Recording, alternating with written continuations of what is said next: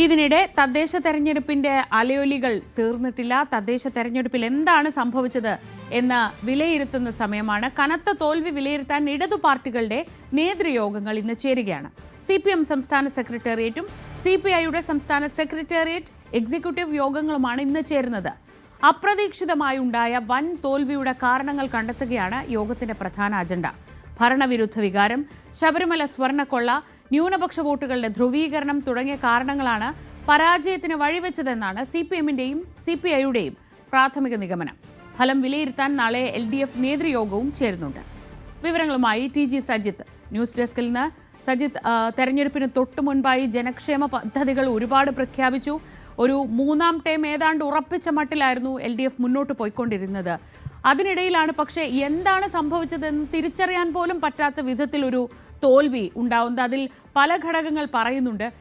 CPIയുടെ ഭാഗത്തു നിന്ന് ഇപ്പോൾ തന്നെ ഇന്നലെ ശിവരാമന്റെ ഒക്കെ വിമർശനങ്ങൾ നമ്മൾ കണ്ടു. അപ്പോൾ സ്വാഭാവികമായും വല്യേട്ടൻ കളിക്ക് അടക്കം വിമർശനം ഉണ്ടാകും എന്ന് വേണം, നാളെ ഉണ്ടാകുമെന്ന് വേണം മനസ്സിലാക്കാൻ. അതിന് മുന്നോടിയായാണ് ഇന്നത്തെ യോഗങ്ങൾ. എന്തൊക്കെയാണ് വിശദാംശങ്ങൾ?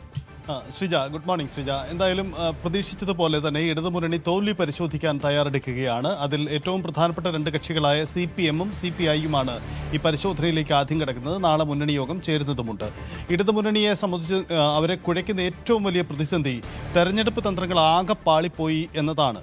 കാരണം ഈ തെരഞ്ഞെടുപ്പ് തന്ത്രം എന്നത് തദ്ദേശ തെരഞ്ഞെടുപ്പ് മാത്രം ലക്ഷ്യമിട്ടല്ല, വരാനിരിക്കുന്ന നിയമസഭാ തെരഞ്ഞെടുപ്പ് കൂടി ലക്ഷ്യമിട്ടുകൊണ്ടുള്ള തന്ത്രമായിരുന്നു. അപ്പോൾ പൊളിയുമ്പോൾ നിയമസഭയിലേക്ക് കൂടി തന്ത്രം മാറ്റേണ്ടി വരും, തിരുത്തേണ്ടി വരുമെന്ന വലിയ പ്രതിസന്ധിയാണുള്ളത്. മാത്രമല്ല, തൊട്ടതെല്ലാം പിഴച്ചു എന്നതാണ് അർത്ഥം. അതായത് സ്ട്രാറ്റജി മൊത്തത്തിൽ പൊളിഞ്ഞു പോയിട്ടുണ്ട്, പറഞ്ഞതെല്ലാം പാളിപ്പോയി. അപ്പോൾ എങ്ങനെ വീണ്ടും മൂന്നാമതും ഭരണമെന്ന പ്രതീക്ഷയിലേക്ക് വരാൻ ഇനി എന്ത് തിരുത്തൽ എന്നതാണ്. മാത്രമല്ല, തിരുത്താൻ സമയമേറെയില്ല എന്ന മറ്റൊരു വെല്ലുവിളി കൂടിയുണ്ട്. പെട്ടെന്ന് തന്നെ തെരഞ്ഞെടുപ്പ് വരികയാണ്. ഇപ്പോൾ തദ്ദേശ സ്ഥാപനങ്ങളിൽ പുതിയ സമിതികൾ, ഭരണസമിതികൾ ചുമതലയേറ്റു. തൊട്ടു പിന്നാലെ തന്നെ ഇലക്ഷൻ പ്രഖ്യാപനവും മറ്റു നീക്കങ്ങളുമായിട്ട് കടക്കുകയാണ്. അപ്പോൾ ചുരുങ്ങിയ സമയം മാത്രമേ ഉള്ളൂ. ആ സമയം കൊണ്ട് സംസ്ഥാനത്തൊരു ഭരണവിരുദ്ധ വികാരമുണ്ടെങ്കിൽ അതെങ്ങനെ തിരുത്തുമെന്ന കുഴയ്ക്കുന്ന പ്രശ്നമാണ് അവർക്ക് മുന്നിലുള്ളത്. എന്തായാലും തിരുത്തലുകൾ വരും. ശ്രീജ സൂചിപ്പിച്ച വിഷയത്തിലേക്ക് വരുമ്പോൾ, പാർട്ടിക്കകത്ത് തർക്കങ്ങളുണ്ട്.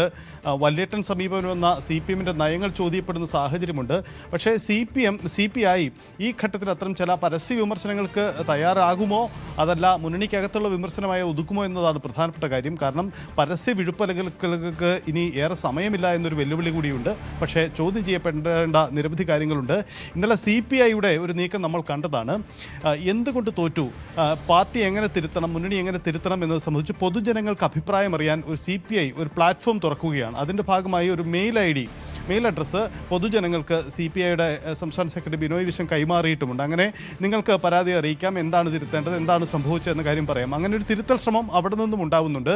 CPM എങ്ങനെ തിരുത്തുമെന്ന വലിയൊരു ചോദ്യം കൂടിയുണ്ട്. കാരണം CPMനെ സംബന്ധിച്ച് കുഴയ്ക്കുന്നത് അവരുടെ ശക്തി കേന്ദ്രങ്ങളാണ്. സാധാരണ തെരഞ്ഞെടുപ്പുകളിൽ സംഭവിക്കുന്നത് പോലെയുള്ള അതിനപ്പുറം ശക്തി കേന്ദ്രങ്ങൾ, തെക്കൻ കേരളത്തിലെ ശക്തി കേന്ദ്രങ്ങൾ നഷ്ടപ്പെടുന്നു.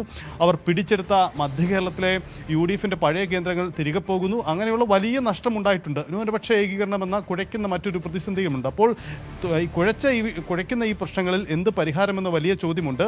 ഇതിനിടയിലാണ് തിരുവനന്തപുരം കോർപ്പറേഷനിലെ വലിയ തോൽവി. ആ തോൽവിക്ക് പിന്നാലെ നമ്മൾ കണ്ടതാണ് പാർട്ടിക്കകത്ത് നടക്കുന്ന ചർച്ചകൾ. അതൊക്കെ പരസ്യമായൊരു നീക്കത്തിലേക്ക് ഇനി വരുമോ, അതല്ല പറഞ്ഞു തീർത്ത് എന്തെങ്കിലും താൽക്കാലിക പരിഹാരം കണ്ടെത്താനുള്ള ശ്രമമാണോ ഉണ്ടാവുക എന്ന ചോദ്യങ്ങളൊക്കെയാണ്. എത്ര കണ്ടായാലും മുഖ്യമന്ത്രി അടക്കമുള്ളവർ ഈ തിരുത്തൽ നിലപാടിനോട് എന്ത് സമീപനമെടുക്കുമെന്ന പ്രധാനപ്പെട്ട ചോദ്യം കൂടിയുണ്ട്.